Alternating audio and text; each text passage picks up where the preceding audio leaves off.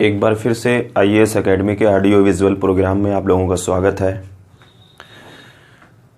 दोस्तों, आज की जो सब्जेक्ट मैं स्टार्ट करने वाला हूँ वो भौतिक भूगोल के मूल सिद्धांत, जैसा कि एनसीईआरटी क्लास 11 की एनसीईआरटी की बुक है, इसको मैं आज से प्रारंभ कर रहा हूँ।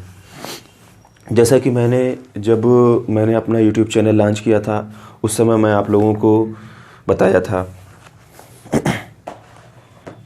तो दोस्तों, दूसरी चीज़ हम यह देखना चाहेंगे कि हम अपने माध्यमिक स्तर पर भी हम भूगोल का अध्ययन कर चुके हैं।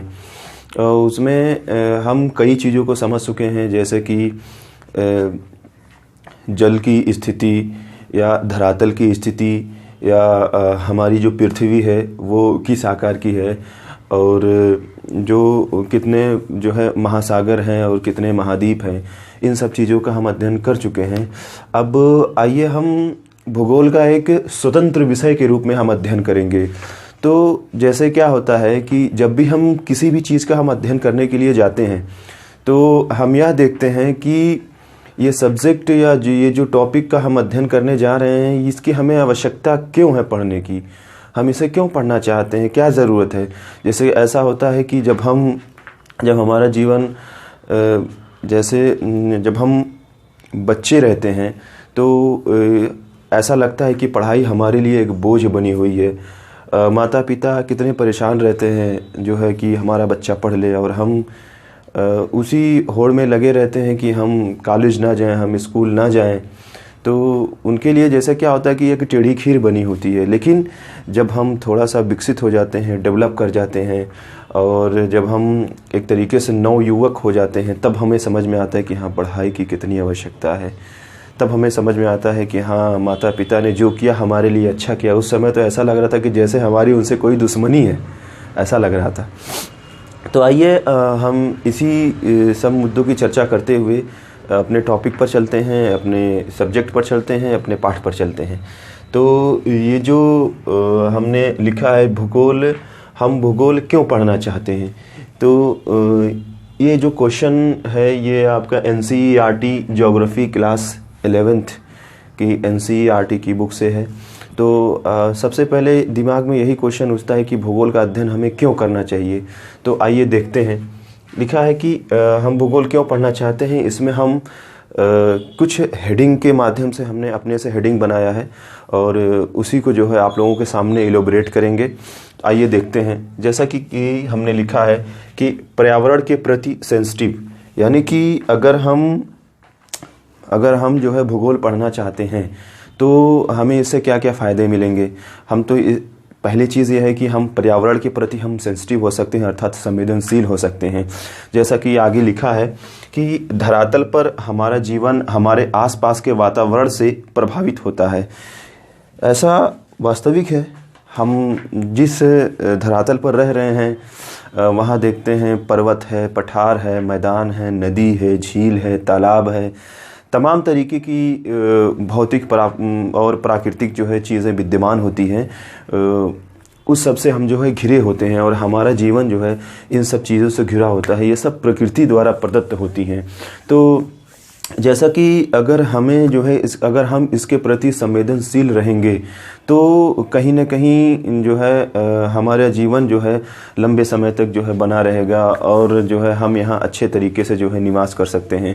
यदि हम अगर पर्यावरण को नुकसान पहुँचाते हैं तो हमारी खुद की लाइफ, हमारे जो है खुद की जो आने वाली पीढ़ी है, उनके लिए जो है कहीं ना कहीं खतरा बना रहेगा।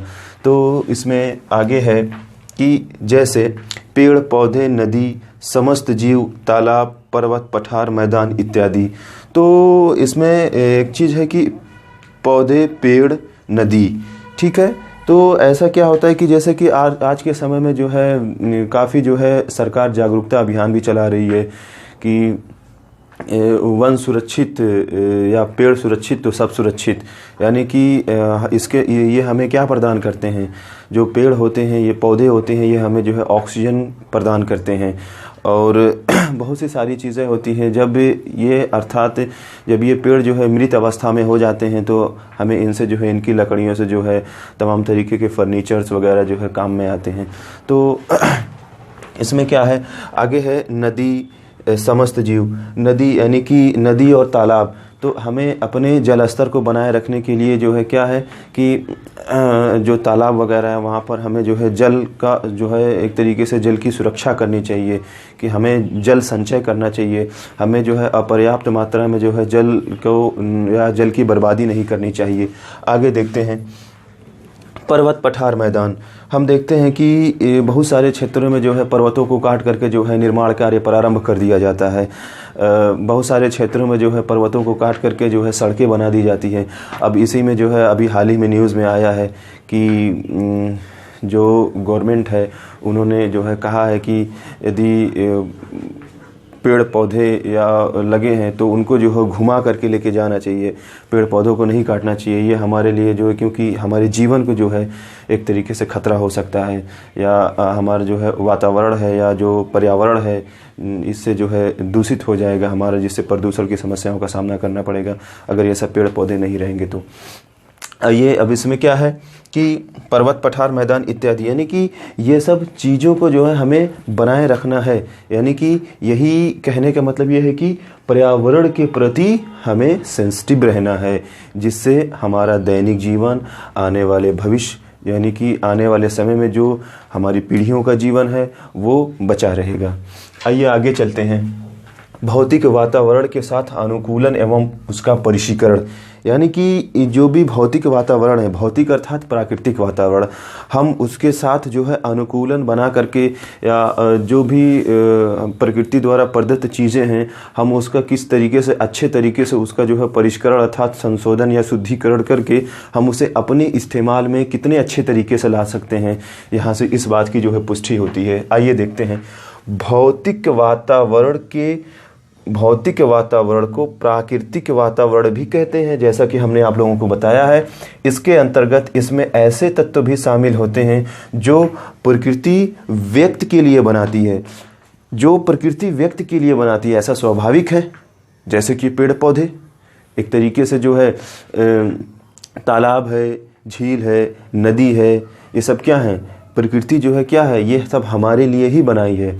अर्थात पर्वत, पठार, मैदान, जैसा कि मैदान आप देखेंगे तो ये भी तो जो है प्रकृति जो है क्या है, हम लोगों के लिए ही बनाई है। कैसे, जैसा कि हम जो मैदान है उसकी हम खुदाई करके जुताई करके हम इसमें जो है छींट देते हैं, जहाँ छींट देते हैं वहाँ गेहूँ जो है उग जाता है, धान उग जाता है, अन्य तरीके के जो खाद्य पदार्थ हैं वो हमें जो है मिल जाते हैं। आगे चलते हैं।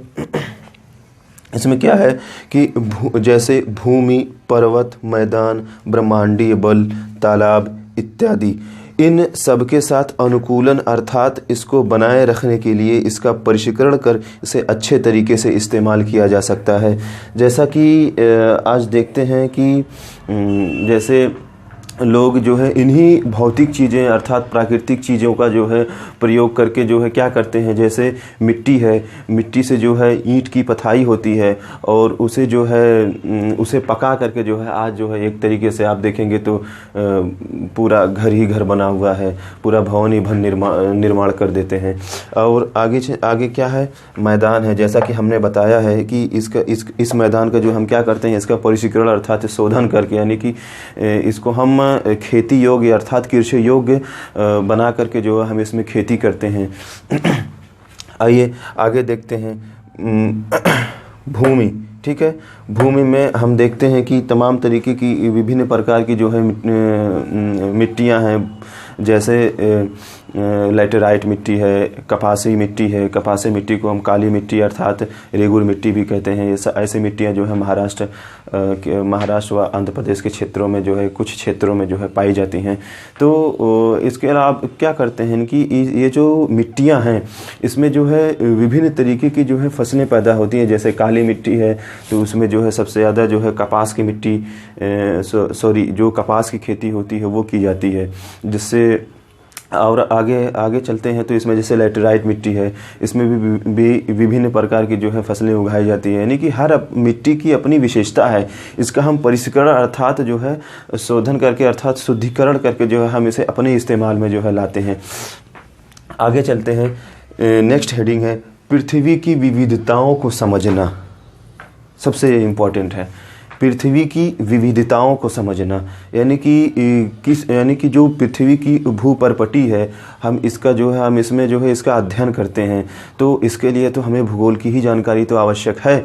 ऐसा नहीं कि हम किसी और चीज़ के यानी कि हम इतिहास और इतिहास जो है और अर्थशास्त्र पढ़ करके जो है हम भूपर्पटी की जो है जानकारी प्राप्त करेंगे, ऐसा नहीं है। इसके लिए जो है हमें भूगोल का ही ज्ञान आवश्यक है। इसमें आइए देखते हैं। पृथ्वी तल की विविधताओं से आशय भूपर्पटी से है। इसे कितने भाग में बांटा गया है तथा पर्पटी की मृदा को कितने यानी कि जो पर्पटी की मृदा है उसे कितने भाग में बांटा गया है। ऐसा कि जैसे कि भूपर्पटी से है, इसे कितने भाग में बांटा गया। जैसा कि हम जानते हैं कि जो हमारा जो है भूपर्पटी है उसमें जैसे क्या है कि सबसे ऊपर जो है क्रस्ट है, उससे नीचे जो है मेंटल है, फिर उसके नीचे जो है कोर है। यानी कि क्रस्ट, मेंटल और कोर। और इसमें आप जानते हैं कि इसमें जो है विभिन्न प्रकार के जो तत्व भी पाए जाते हैं। जैसे क्रस्ट जो सबसे ऊपरी परत होती है उसमें क्या पाया जाता है कि जैसे कि सियाल यानी कि सिलिकॉन और एल्युमिनियम पाया जाता है। फिर उससे नीचे आएंगे तो मेंटल यानी कि सीमा यानी कि इसमें सिलिकॉन और मैग्नीशियम पाया जाता है। कोर का मतलब इसमें जो है क्या होते हैं निफे यानी कि इसमें निकिल और फेरस पाया जाता है। तो इस तरीके के तमाम जो है तत्व पाए जाते हैं। इन सब चीज़ों को जो है समझने के लिए हमें जाहिर सी बात है हमें भूगोल की आवश्यकता पड़ती है। तो आइए देखते हैं। अब दूसरी चीज़ क्या है, तथा पर्पटी की मृदाओं को कितने भागों में बांटा गया। हमने अभी जैसा कि इस हेडिंग में हमने चर्चा किया था, यानी कि पर्पटी की मृदाओं को कितने भागों में बांटा गया है। जैसे कि कुछ तो क्षेत्रीय आधार पर भी मिट्टी को बांटा गया है, यानी कि प्रादेशिक आधार पर मिट्टी को बांटा गया है। जैसे आप जाएंगे तो जम्मू कश्मीर में जो है एक प्रकार की मिट्टी मिलती है जिसे करेवा कहते हैं। फिर उसके बाद जो है हम महाराष्ट्र के क्षेत्रों में आएंगे तो महाराष्ट्र तथा आंशिक गुजरात और थोड़ा सा लेंगे मध्य प्रदेश और आंध्र प्रदेश, ये सब जो है इन सब के क्षेत्रों में जो है कपासी मिट्टी अर्थात काली मिट्टी पाई जाती है। फिर उसके बाद जो है हम दक्षिण भारत के क्षेत्रों में आएंगे तो वहाँ में जो है लैटेराइट मिट्टी मिलती है। और हम जो है जैसे कि उत्तर भारतीय क्षेत्रों में गंगा के आसपास के हम क्षेत्रों में जाएंगे तो वहाँ हमें जो है कौन सी मिट्टियाँ दिखाई देने को मिलती हैं, जलोढ़ मिट्टी मिलती है जो काफ़ी उपजाऊ होती है। ठीक है। फिर आगे क्या है, इसके अलावा विभिन्न प्रकार के पर्वत पठार, इसको जानने के लिए भूगोल का ज्ञान होना आवश्यक है। यानी कि विभिन्न प्रकार के पर्वत पठार, यानी कि जैसा कि पर्वतों में भी कई तरीके के जो है पर्वत होते हैं। ठीक है। इसमें जो है जैसे कि ब्लॉक पर्वत, ठीक है। और फिर इसके अलावा जो है जैसे कि आप देखेंगे तो यूएसए में जो है कुछ पर्वत हैं, ठीक है, रॉकी पर्वत। फिर उसके बाद आप जाएंगे तो एंडीज पर्वतमाला दक्षिण अमेरिका में है। ठीक है। तो इस पर्वतों में जैसे कि कुछ बरनसोत पर्वत होते हैं। ठीक है। तो ये जो पर्वत हैं इसमें भी भिन्नता पाई जाती है। ठीक है। और इसमें जो है इस पर्वतों में जो है मतलब कुछ खनिज तत्व भी मिलते हैं। ठीक है। इनकी भी जानकारी के लिए हमें क्या करना चाहिए, हमें भूगोल का अध्ययन करना चाहिए। यानी कि हमें हर हालत में जो है इन सब चीज़ों को समझने के लिए भूगोल की जानकारी जो है अति आवश्यक है। आइए नेक्स्ट टॉपिक पर चलते हैं। इसमें जैसे कि गोलक, ग्लोब, यानी कि गोलक को समझने और धरातलीय स्वरूप को देखने का ज्ञान होता है। यानी कि हम भूगोल इसलिए पढ़ते हैं या हमें भूगोल इसलिए पढ़ना चाहिए जैसे कि जो हमारा ग्लोब है हमें उसको देखने और समझने का जो है ज्ञान हो। और आप देखे होंगे कि जो ग्लोब होता है वो 23.5 डिग्री अंश पर जो है उसको झुका करके रखते हैं। ठीक है। और उसका क्या कारण है, उसे क्यों झुकाया गया है, हमें जो है इसके जो है समझने की जानकारी होती है इससे। इसके अलावा जो है हम देखेंगे तो कहाँ पर जो है भूमध्य रेखा है, फिर उसके बाद कहाँ पर जो है कर्क रेखा है, कहाँ पर जो है मकर रेखा है। ठीक है। इस संदर्भ में हम यह जानकारी प्राप्त करेंगे कि भारत जो है भूमध्य रेखा के उत्तर में है कि दक्षिण में है। इस संबंध में हम देखेंगे कि कर्क रेखा और मकर रेखा जो है क्या भारत से गुजरती हैं कि नहीं गुजरती हैं। जैसा कि इसमें बहुत सारी चीज़ें जो है हमें जानकारी मिलती है, ठीक है। और इसके अलावा जो हम देखेंगे तो जो है अक्षांश रेखा और देशांतर रेखा, यानी कि कितनी अक्षांश रेखाएं जो हैं भारत के मध्य से होकर गुजरती हैं और कितनी देशांतर रेखाएं जो हैं भारत के मध्य से होकर गुजरती हैं। इन सब चीज़ों के बारे में जो है हमें जानकारी प्राप्त होती है। आगे चलते हैं, ठीक है। इसके अलावा जलीय व धरातलीय स्वरूप की जानकारी के साथ साथ मानचित्र को समझने की भी जानकारी होती है। अगर हम मानचित्र अर्थात ग्लोब को कभी भी नहीं देखे रहेंगे तो आप इसमें पहचान ही नहीं पाएंगे कि कहाँ पर जल है और कहाँ पर स्थलीय भाग है।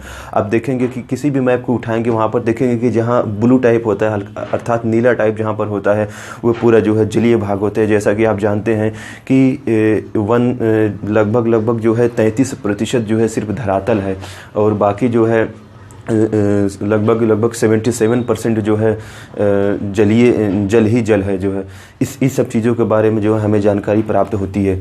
आइए नेक्स्ट चलते हैं, भौगोलिक सूचना तंत्र यानी कि GSI, ज्योग्राफिकल इंफॉर्मेशन सिस्टम, भौगोलिक सूचना तंत्र, ठीक है। अब इसके अलावा तथा संगणक मानचित्र कला यानी कंप्यूटर कार्टोग्राफी, ठीक है, इसकी कुशलता, यानी मेरे कहने के मतलब यह है कि भौगोलिक सूचना तंत्र तथा संगणक मानचित्र कला की कुशलता का ज्ञान हमें होता है। यानी कि हम भूगोल जो है हमें जो है भूगोल का अध्ययन जो है इसलिए करना चाहिए क्योंकि हमें जो है इन सब चीज़ों का जो है ज्ञान हो, जैसे कि जियोग्राफिकल इंफॉर्मेशन सिस्टम, ठीक है। ये क्या होता है ज्योग्राफिक इंफॉर्मेशन सिस्टम, इसे क्या कहते हैं, ठीक है। ये जो है एक प्रकार का उपकरण होता है, ठीक है, जो हमें जो है जैसे कि तमाम आपदाएं जब आती हैं तो उस समय जो हमें जानकारी प्राप्त करता है, ठीक है। उसके माध्यम से जो है हम क्या करते हैं, सचेत हो जाते हैं, जो है हम लोगों को जो है इन्फॉर्मेशन कर देते हैं, ठीक है, लोगों को बता देते हैं जैसे कि कहीं भूकंप आने वाला है, ठीक है, या कहीं सुनामी आने वाली है, ठीक है। इन सब चीज़ों के माध्यम से हम जो है लोगों को अवगत करा देते हैं। तो और इससे जो है हमारे जो यहाँ पर निवास करने वाले लोग हैं उनको जानकारी प्राप्त हो जाती है। इसके अलावा जो है क्या है, संगणक मानचित्र कला, यानी कि अगर हमें जो है संगणक मानचित्र कला की कुशलता होगी तो हम जो है विभिन्न तरीके से जो है क्या करेंगे, जो मैप होते हैं उसको हम तैयार कर सकेंगे अच्छे तरीके से, जो है हम जो मैपिंग होती है, ठीक है, उसको हम करना जान जाएंगे, ठीक है। इन सब चीज़ों को जो है हमें किसकी कुशलता होती है, संगणक मानचित्र कला की कुशलता होती है। यानी कि आप देखेंगे तो विभिन्न प्रकार के जो है मानचित्र जो है मार्केट में अवेलेबल होते हैं, यानी कि हमें जो है कंप्यूटर पे भी देखने को मिल जाते हैं। तो यानी क्या है, ये अगर इसकी जो है कुशलता रहेगी तो हम अच्छे तरीके से किसी भी मानचित्र को जो है हम कंप्यूटर पर बना भी सकते हैं, ठीक है। और इन सब चीज़ों से जो है क्या करता है कि राष्ट्रीय योगदान में भी हमें मौका मिलता है। यानी कि हम जो है एक तरीके से जो है अगर हमें जो है पर्यावरण के क्षेत्र में जानकारी हो गई तो हम एक तरीके से हम सरकार को पर्यावरण के संदर्भ में जो है हम सचेत कराते रहेंगे। यानी कि आइए देखते हैं इधर, या राष्ट्रीय विकास में योगदान करने की योग्यता से लैस करता है। यानी कि कौन, ज्योग्राफिकल इंफॉर्मेशन सिस्टम और संगणक मानचित्र कला, ठीक है।